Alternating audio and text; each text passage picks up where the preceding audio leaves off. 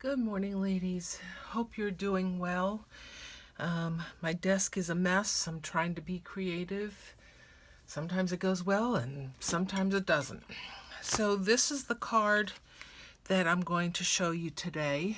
I haven't put anything on the inside because I left it as a hello, but it could really be for any occasion. So let's get started. So in your card kit, you've got a piece of old olive cardstock, and you've got two pieces of Whisper White. One is for the inside, and then the other one's for the outside. So let's get started. You've got a piece of DSP, and this happens to be 5.5 by 2 inches, and you've got 2 strips of old olive.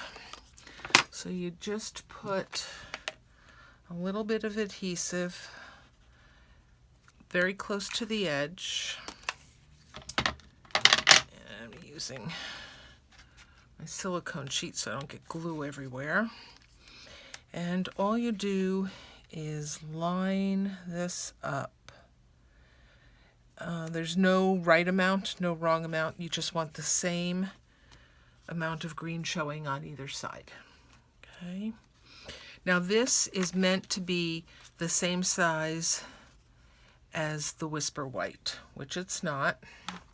So you'll have to trim that down. And it doesn't work with that one. Very discombobulated today. Okay.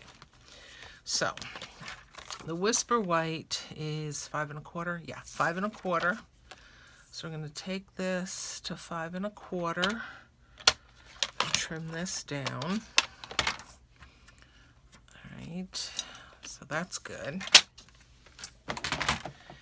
And then we're going to adhere that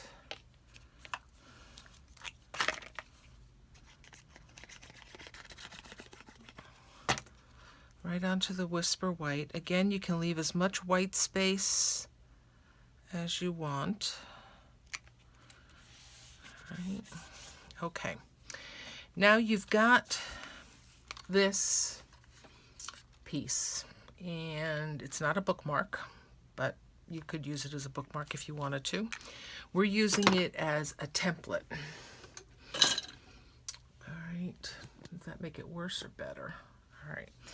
So this template, you're going to line this up either with the edge of the white or with the edge of where you put your accent piece here. Doesn't really matter. All right, this time I'm going to line it up with the accent piece, but I want this smaller. And you can adhere this either with some low-tack tape. I used Post-it notes. All right, and I'm just going to lay that on here just to hold it in place so I don't have to worry about it shifting. Now the template is longer than your white. All right, so you're going to center it as best you can, and then you'll have a little bit hanging over. Now on this, I'll put a piece of scrap underneath. You can do a couple of different things depending upon what you have in your stash. All right, so I have daubers, and this one always sticks there. So I've got this template. If you're interested in this, in doing something like this, you can email me. I've got this saved. But what I created is a little grid on one of the days I had nothing better to do. And my goal is to have a dauber for every color so that I'm not having to wash them each time, and I just reuse them. Okay, so you can use that if you have it. If you don't have it, Q-tips work, or those little tiny foam applicators for makeup. You can use those. But I figure everybody's got Q-tips, so you can use Q-tips and use one for each color. Don't overuse those and just throw them away. All right, so the colors that I've picked on this one were crushed curry and real red. And what I'm going to use today is crushed curry and old olive only. Okay, can't see that. All right. I'm such a mess. I've got so much on my desk, I can barely keep it all straight today. All right, so I'm going to do old olive, which is this one, and crushed curry, which is this one. All right, open those up. And I'm going to turn this towards me, make it a little bit easier. Now, because this is really meant to be a regular die cut, you'll see that it's open on one end, and it's meant to just cut this off and then use it as an embellishment piece. But since we're using it as a template, I'm not going to pull that off. I'm going to take the dauber, and now this is not going to be precise. You'll probably have better control if you use one of the little tiny makeup applicators or even a Q-tip.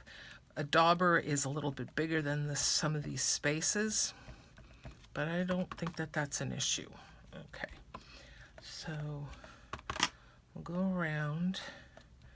Doesn't take very long, and once the template dries, you can use this over again on different colors. All right, so the crushed curry is done.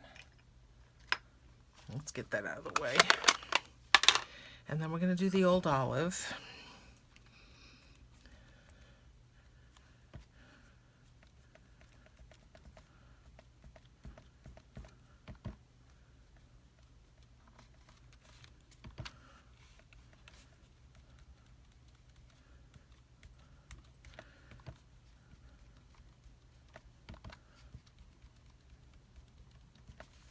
Okay.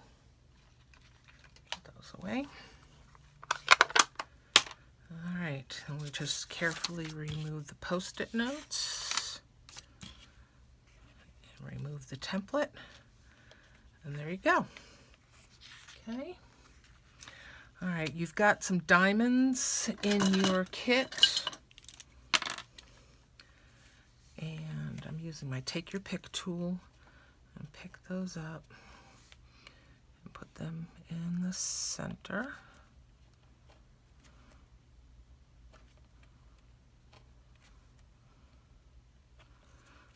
Okay, you've got a piece of white ribbon, and this is, what's this one called?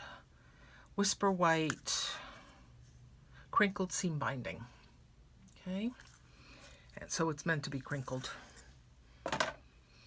And I'm going to just wrap this around and tie it in a knot. And you can tie it at anywhere that you can grab onto it, because to move it, all you do is kind of give it a little, sorry, you're off camera, so give it a little buckle, and you can shift it and slide it to wherever you want it. All right.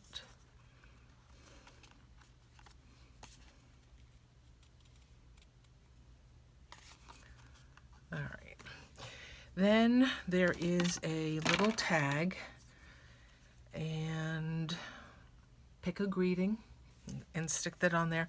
Now, I'm not going to do this on camera because it took me a while, but don't forget your needle threaders. That's perfect for something that's this small, and the ribbon is really fine and thin. Oops, sorry. So you'd be able to just, after you stamp it, feed that through using a needle threader, and then just tie another knot to hold it in place. Okay, so I'll do that off screen. And then I'm just going to pop this on.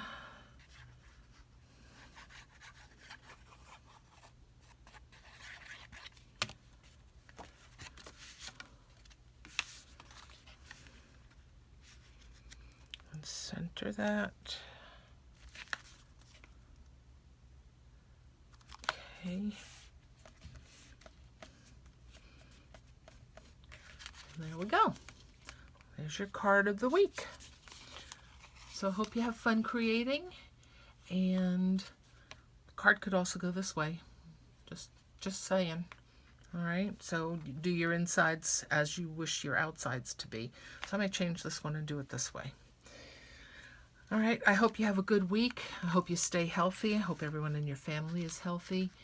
Hope you're getting a lot of crafting done. And I will see you again next week. Take care and be safe.